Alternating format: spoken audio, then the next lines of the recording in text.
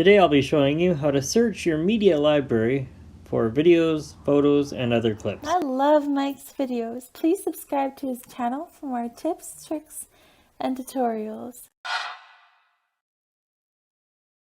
Here's the project I'm currently working on. I'd like to add a subscribe graphic to remind viewers to subscribe to my channel as they watch the video. To search your media library, tap the magnifying glass.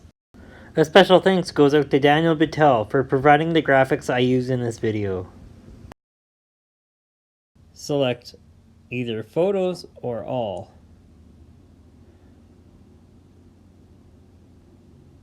In this case, I'll select photos.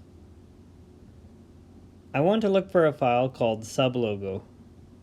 So I'll clear the field and begin typing sublogo once the keyboard appears.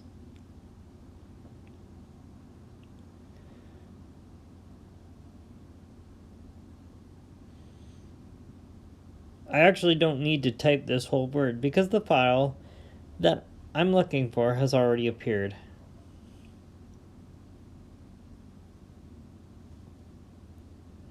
Now I'll drag that file into the timeline and position it over the main video clip exactly where I wanted. Let's take a look at it.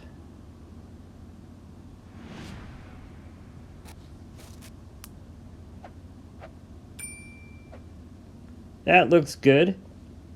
Now I'll apply a user effect so that it appears over top of the main video.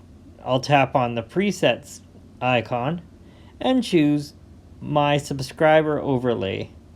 This removes the black so that the graphics will appear over top of the main video.